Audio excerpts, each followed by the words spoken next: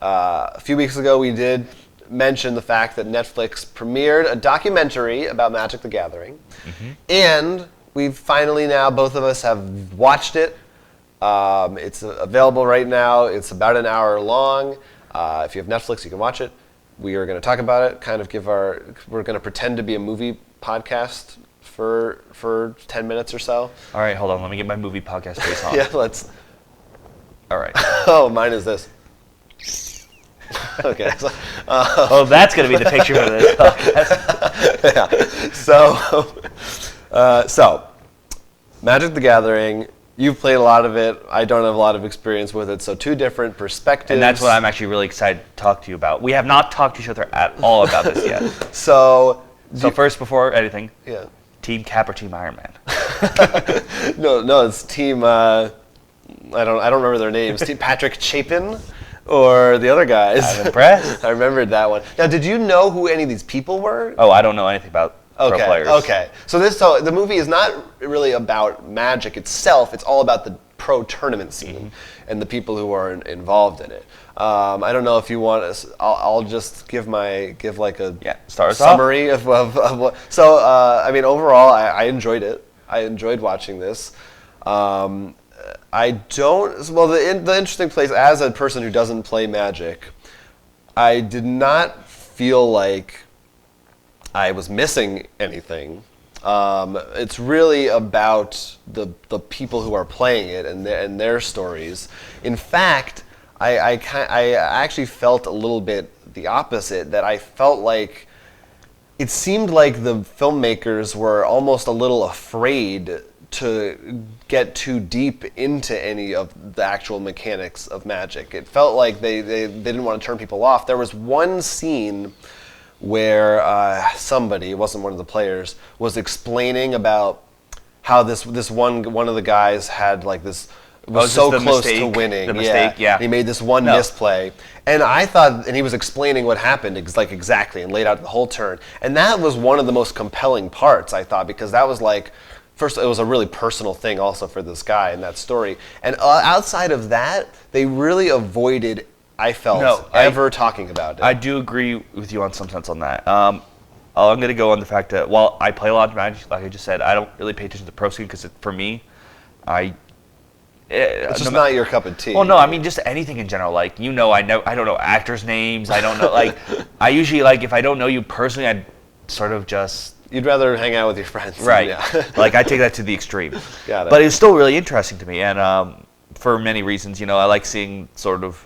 What I liked seeing was the fact that my favorite people, because this is how I play with my brother with Magic, is the way I see it. They mentioned the Peach Garden Oath, how the three players sort of help each other, which I really like the idea, because one, that's how we do with Matt. We pretty much share our collection and just help, because we find that it's a lot easier and friendlier to be like, I got this card, great, we can make proxies for EDH deck because we technically own the card. Or let's build this. Matt, can you help me? What do you think about this? It's sort of, it makes it a game like Magic, where that updates so fast, getting that extra brain power.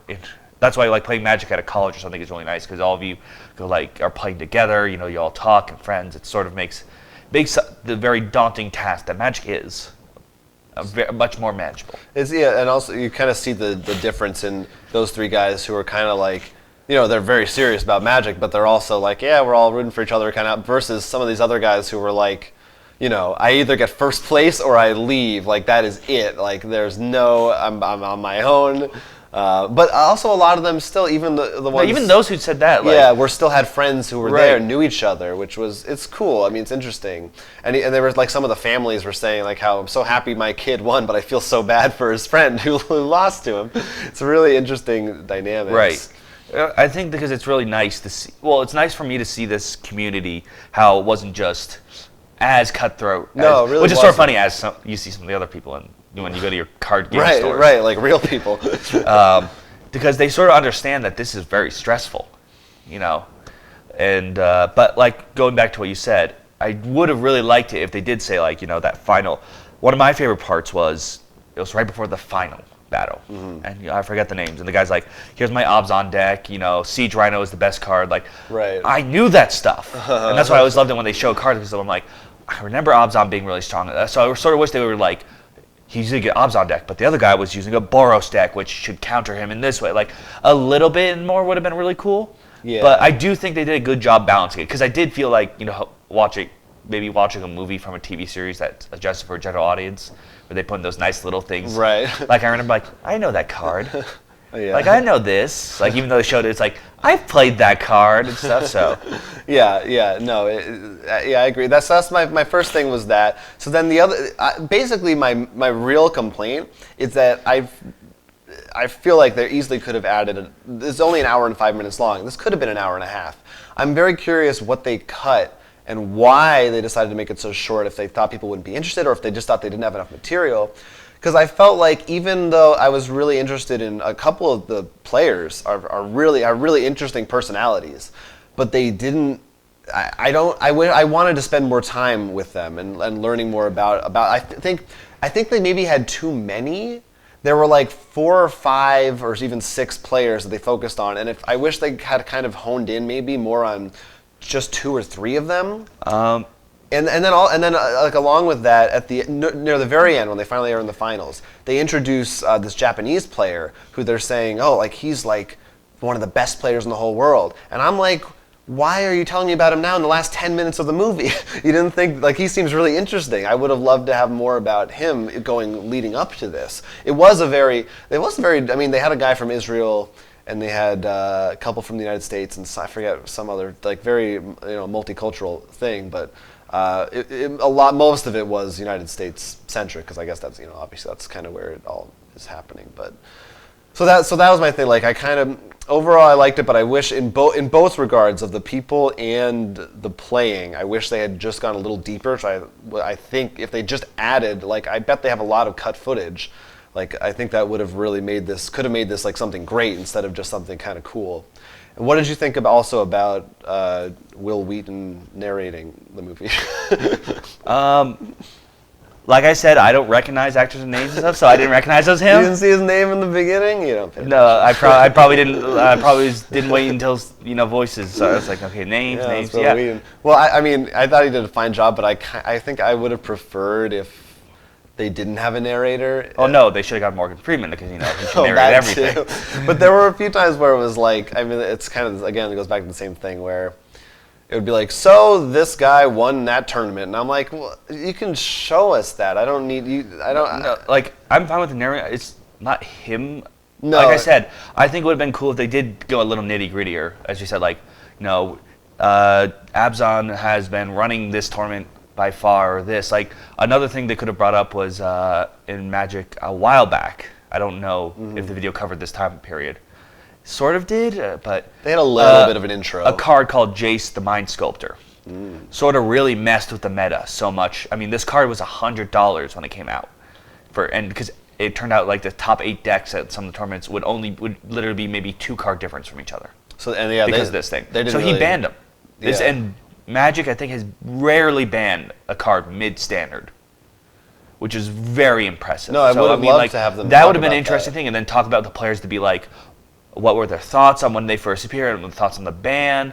And the other thing we didn't mention, which I think was interesting, that the fact that this just came out after the whole issue involving pro players in Magic. Right. If you don't know, pro players earlier, they changed the paying schedule such that I think the players invited to play, in essence, like the platinum players, I think they're called, would get less money, but the rewards would be more. And there's been stuff going on with the judges too. Right. So it's sort of funny that they came out. I know, it would have been great to have them touch on that as well. And I should note that paying thing was reversed because so many people complained, apparently. Oh, okay. And they also did talk about a little bit about, because there was the only I guess female player to make the top 8 who first.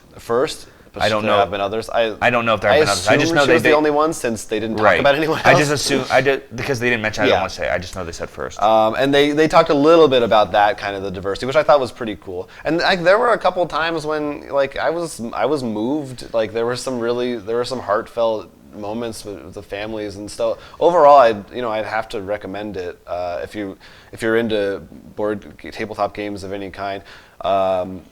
But the other comparison that I can't help but make, which we did before, is King of Kong, because they're both, I think, really similar in that they're both about these competitive gaming scenes.